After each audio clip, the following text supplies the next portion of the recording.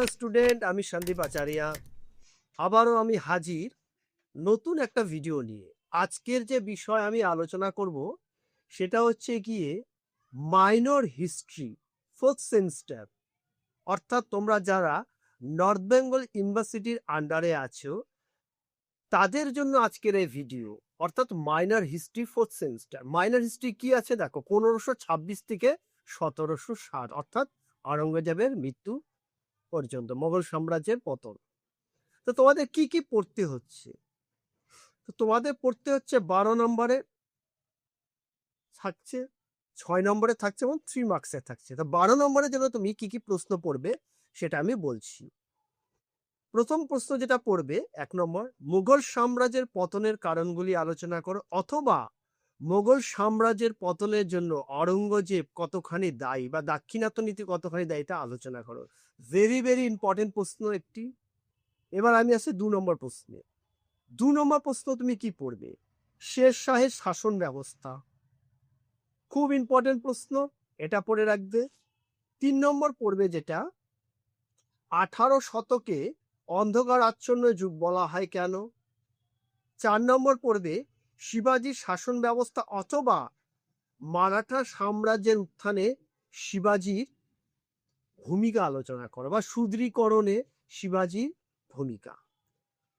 এছাড়া আরেকটি তোমরা যেটা পড়বে, 3 পেশোয়ার নেতৃত্বে মারাঠা শক্তির উত্থান আলোচনা করো।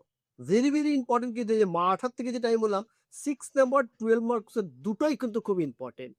এবং সেই হিসেবে আমি তোমাদেরকে বলছি যে মারাঠা আর মোগল সাম্রাজ্য, এখান থেকে কিন্তু তুমি দুটো প্রশ্ন কিন্তু কমন পাবেই পাবে 12 নম্বরে। সেটা 12 নম্বরে তো থাকছে, 6 নম্বর এমনকি 3 নম্বরেরও পাবে। এই জন্য মারাঠা এবং মোগল সাম্রাজ্য খুব ভালো করে পড়ে রাখবে।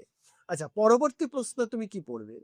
আরেকটা খুব ইম্পর্টেন্ট প্রশ্ন যেটা বলে যাচ্ছি, শাহজাহানের মধ্য এশিয়া নীতি আলোচনা করো।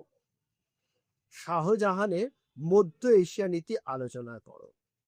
বাস, এই যে 4টে প্রশ্ন আমি তোমাদেরকে বললাম, এই প্রশ্নগুলো খুব ভালো করে পড়ে রাখো।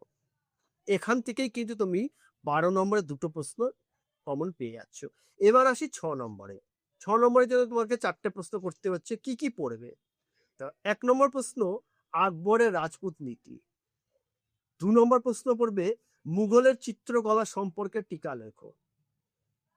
3 নম্বরে, মুঘলের বাণিজ্যকরণ। 4 নম্বর, শাহজাহানের স্থাপত্য শিল্প।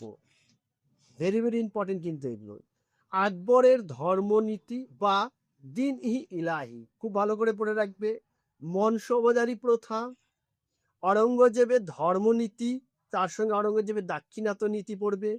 পানিপথের প্রথম যুদ্ধ, শের শাহের মুদ্রানীতি, প্রথম ও তৃতীয় পানিপথের যুদ্ধ। বাস, 6 নম্বরের জন্য এই কয়েকটা প্রশ্ন খুব ভালো করে পড়বে।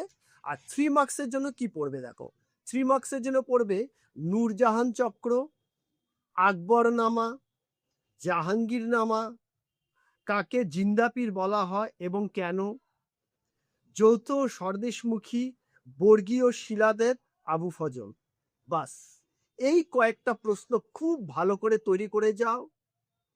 বিশেষ কোনো প্রশ্ন পড়তে হবে না। এই যে কয়েকটা প্রশ্ন আমি বললাম, এটা 100% আমার তোমার সাজেশন। তোমরা first semester, second semester, third semester আমার সাজেশন দেখে এসেছো কিরকম হয়। তো সুতরাং টেনশন করার কিছু নেই।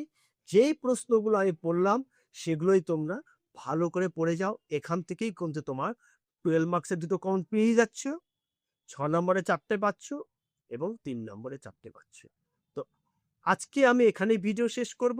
শেষ করে যাওয়ার আগে একটা কথা বলবো, চ্যানেলটাকে কিন্তু তোমরা সাবস্ক্রাইব করো যারা এখনো সাবস্ক্রাইব করোনি, এবং শেয়ার করো। সাবস্ক্রাইব করলে কিন্তু তোমরা নতুন নতুন নোটিফিকেশন পাবে, নতুন নতুন ভিডিও পাবে, নতুন অ্যান্সার, প্রশ্নপত্রের মান কিভাবে কি লিখতে হবে, নতুন কি চেঞ্জ হলো, এই সমস্ত জিনিস কিন্তু তোমরা এই আমার ভিডিও থেকে মানে নতুনত্ব আপডেট পাবে।